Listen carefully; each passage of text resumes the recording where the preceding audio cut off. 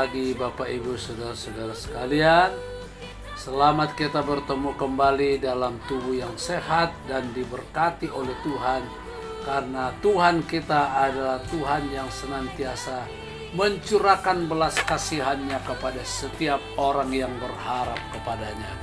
Pagi hari ini kita akan bersama-sama merenungkan firman Tuhan. Sebelumnya kita berdoa. Bapa kami di surga, Bapa dalam nama Tuhan Yesus. Pagi hari ini kami akan membaca dan merenungkan firman Tuhan. Berikan kami waktu dan kesempatan untuk mempersiapkan diri bersama-sama, memahami, mengerti, sehingga firman yang kami dengar boleh membawa kekuatan yang baru dalam kehidupan kami. Terima kasih dalam nama Tuhan Yesus. Haleluya. Amin. Baik, pagi hari ini saya akan membaca 1 Korintus pasal 3 ayat yang ke-16. Kamu adalah bait Allah. Bait itu sama dengan rumah. Kamu adalah rumah. Bait itu adalah suatu tempat di mana orang di dalamnya menyembah Tuhan atau beribadah kepadanya. 1 Korintus 3 ayat 16. Tidak tahukah kamu bahwa kamu adalah bait Allah dan bahwa Roh Allah diam di dalam kamu?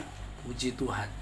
Kalau kita ini adalah benar-benar bait Allah, berarti di dalam kita itu ada Roh Allah, bukan roh-roh setan, roh dukun, tapi Roh Allah yang ada di dalam kita. 2 Korintus pasal yang ke-6 ayat 16. Apakah hubungan bait Allah dengan berhala? Karena kita adalah bait dari Allah yang hidup menurut firman Allah ini. Nah, jadi kalau kita ini baitnya Allah, Roh Kudus ada di dalam kita, Paulus bertanya begini, apa hubungannya bait Allah, yaitu kamu, dengan berhala? Karena kita ini adalah bait Allah yang hidup menurut firman Allah. Jadi orang yang sudah menjadi baitnya Tuhan, bait Allah itu, ialah orang yang hidup menurut firman Allah.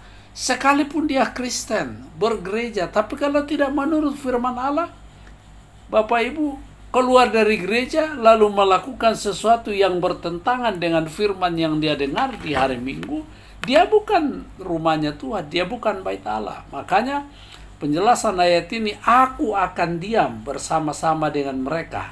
Nah, kalau kita adalah baitnya Tuhan, Tuhan diam bersama-sama. Tuhan diam di baitnya itu bersama dengan baitnya. Di tengah-tengah, dikatakan di sini, di tengah-tengah mereka. Tuhan diam bersama-sama di tengah-tengah mereka. Kita ini banyak, orang percaya itu banyak. Dan pribadi-pribadi kita adalah baitnya Allah. Tuhan ada di antara kita dan aku akan menjadi Allah mereka. Dan mereka akan menjadi umatku. Yang pertama, Roh Allah diam di dalam kamu. 2 Timotius pasal 1 ayat 14. Peliharalah harta yang indah yang telah dipercayakannya kepada kita oleh Roh Kudus yang diam di dalam kita. Memelihara iman. Harta yang indah itu adalah iman, bukan emas, bukan perak, bukan mutiara, tetapi iman. Ini harus kita pelihara. Itu harta yang indah bagi kita sebagai orang percaya. Harus dilakukan dengan pertolongan. Jadi memelihara iman kita. Kita minta Roh Kudus menolong kita. Dia yang mengilhamkan kebenaran yang tidak dapat bersalah dari firman Tuhan. Yang kedua, Allah hidup di tengah-tengah mereka. Yosua pasal 3 ayat 10a. Lagi kata Yosua kepada orang Israel, dari hal inilah akan kamu ketahui bahwa Allah yang hidup ada di tengah-tengah kamu. Jadi dengan demikian, kalau Allah ada di tengah kita, maka kita harus tahu itu, sadar di mana saja kita berada. Sehingga kita jangan lalu berpikir, wah Allah tidak lihat, kan Allah jauh. Jangan. Ini pemahaman dari roh-roh jahat. Makanya Musa berkata di dalam kitab Ulangan pasal 7 ayat 21, jangan gemetar karena mereka, yaitu lawan-lawan kita. Jangan kita gemetar karena ada lawan kita. Lawan kita adalah iblis. dalam Petrus dikatakan, sebab jangan gemetar, sebab Tuhan Allahmu ada di tengah-tengahmu, Allah yang besar dan Allah itu dahsyat, luar biasa. Yang ketiga, kita menjadi umatnya. Bapak Ibu Saudara, selain kita menjadi bait Tuhan, Allah diam di dalam kita. Allah ada di tengah-tengah kita. Karena kita ini adalah umat daripada Tuhan. Keluaran pasal 6 ayat 6, aku akan mengangkat kamu menjadi umatku. Ini firman Tuhan kepada Musa, disampaikan kepada orang Israel. Tuhan mengangkat, menjadikan. Kita kenal biasa ada istilah anak angkat. Bukan anak, tapi diangkat menjadi anak. Lalu disejajarkan dengan anak yang sungguh-sungguh. Kita adalah anak angkat Allah, disamakan dengan Kristus. Makanya ada pujian seperti Yesus. Itu saja yang kita harus minta. Puji Tuhan.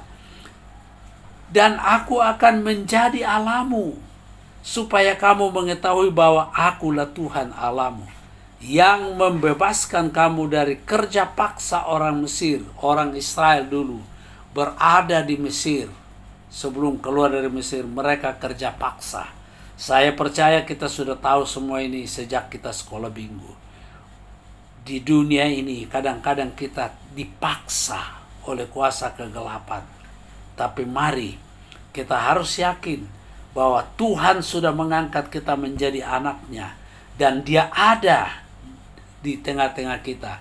Dia membebaskan kita dari dunia yang penuh dengan kegelapan ini. 1 Petrus 2 ayat 9. Petrus berkata, tetapi kamu adalah bangsa yang terpilih, imamat yang rajani, bangsa yang kudus, umat kepunyaan Allah sendiri, supaya kamu memberitakan perbuatan yang besar dari Dia yang telah memanggil kamu keluar dari kegelapan kepada terangnya yang ajaib. Kamu adalah bangsa yang dipilih, tidak semua orang. Bapak Ibu, berapa banyaknya manusia di sekitar kita, tapi mereka tidak dipilih. Nah, karena itu banggalah kalau saudara menjadi umat Tuhan. Tuhan angkat kita jadi anaknya karena kita dipilih. Imamat rajani, imam-imam. Di dalam liturgi ibadah orang Israel ada imam. Imam besar, ada imamat Lewi yang mengerjakan pelayanan di dalam bait Tuhan, kemah Allah. Bangsa yang kudus, bangsa yang dipisahkan dari bangsa-bangsa yang lain. Kita sudah dipanggil dan kita harus keluar dari kegelapan kepada terangnya yang ajaib. Amin. Tuhan memberkati Bapak Ibu Saudara sekalian. Kita berdoa, kiranya Tuhan firman-Mu yang kami sudah dengar benar-benar memberkati hidup kami, sehingga kami sadar bahwa kami adalah anak-anak Allah yang Tuhan sudah pilih dari bangsa-bangsa yang lain. Terima kasih, berkati kebenaran firman-Mu pagi hari ini. Berkati umat Tuhan yang Tuhan sudah pilih sesuai dengan kebutuhan mereka masing-masing. Kesehatan, kekuatan, dan keyakinan yang kokoh Tuhan berikan bagi kami sekalian. Tetap tekun sampai Engkau datang kembali. Ini doa kami dalam nama Tuhan Yesus. Haleluya. Haleluya. Amin.